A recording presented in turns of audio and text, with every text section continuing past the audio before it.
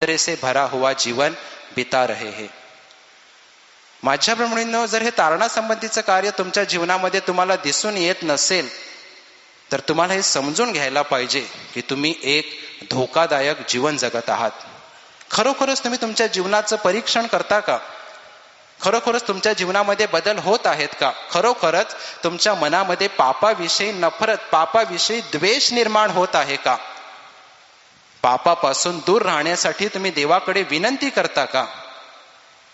प्रत्येक पापापासून दूर राहण्यासाठी देवाच्या आज्ञेचं, प्रत्येक आज्ञेचं पालन करण्यासाठी तुम्ही त्याच्याकडे शक्ती मदत मागत आहात की नाही, याविषयी तुम्ही परीक्षण करता का?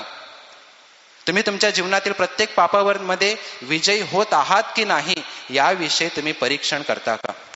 जर हे बदल तुम्हाला तुमच्या जीवनामध्ये दिसून येत नसतील तर तुम्ही एक धोकादायक जीवन जगत आहेत.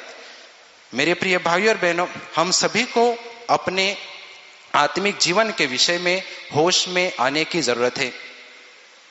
आपको हर दिन परमेश्वर के सामने नम्र होकर हर प्रकार का यह पाखंडीपन छोड़कर परमेश्वर से विनती करनी चाहिए कि हे प्रभु, उद्धार कार्य से संबंधित हर एक कार्य तू मेरे जीवन में पूर्ण होने दे. हमें परमेश्वर के सामने नम्र होकर हर दिन यह विनती करनी चाहिए कि हे प्रभु, उद्धार कार्य से संबंधित हर एक कार्य तू मेरे जीवन में पूर्ण होने दे. जिस प्रकार हम अपनी व्यक्तिगत प्रार्थना में हर दिन परमेश्वर को ऐसा कहते कि हे प्रभु, आज दिन भर तू मुझे संभाल, उसी प्रकार हमें हर दिन परमेश्वर से यह भी प्रार्थना करनी है कि उद्धार संबंधित हर एक कार्य तू मेरे जीवन में पूर्ण होने दे. माझ्या प्रेमींनो, आज आपल्यापैकी प्रत्येकाने आपल्या आत्मिक जीवनाविषयी गंभीर होणं गरजेचं आहे. देवाकडे नम्र होऊन आपल्या प्रत्येक प्रकारचा पाखंडीपणा सोडून देऊन देवाकडे विनंती करणं गरजेचं आहे की देवा, तारणा संबंधीचं प्रत्येक कार्य माझ्या जीवनामध्ये पूर्ण होऊ दे. ज्या प्रकारे आपण दररोज व्यक्तिगत प्रार्थनेमध्ये देवाला म्हणतो की देवा, दिवसभर तू माझा सांभाळ कर, अगदी त्याच प्रकारे आपण दररोज देवाला हे सांगणं गरजेचं आहे.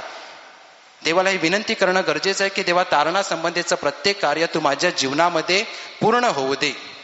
तारणा संबंधीचं कार्य म्हणजे माझ्या मनामध्ये पापाविषयी द्वेष निर्माण होऊ दे. देवा, तुझ्या प्रत्येक आज्ञेचं पालन करण्यासाठी, प्रत्येक पापापासून दूर राहण्यासाठी मला शक्ती मिळू दे.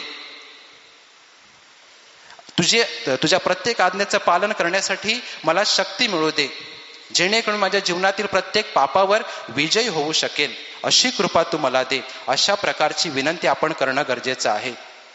अगदी कळकळीने, आपण मोठ्या आक्रोशाने देवाकडे विनंती करणं गरजेचं आहे, कारण हे कार्य केवळ देवच आपल्या जीवनामध्ये करू शकतो. हालेलुया. तर तो फिर मेरे प्रिय भाइयों और बहनों, इस प्रकार हमें हर दिन बड़े आक्रोश के साथ पूरे मन से परमेश्वर के पास यह विनती करनी चाहिए कि हे प्रभु, तू मेरे जीवन में ये उद्धार कार्य की हर एक बात पूर्ण कर. मेरे मन में पाप के प्रति द्वेष निर्माण होने दे. हर एक पाप से मैं दूर रह पाऊं, तेरी हर एक आज्ञा का मैं पालन कर पाऊं, इसलिए तू मुझे शक्ति दे, तू मुझे मदद दे. इस प्रकार हमें परमेश्वर के पास विनती करनी चाहिए.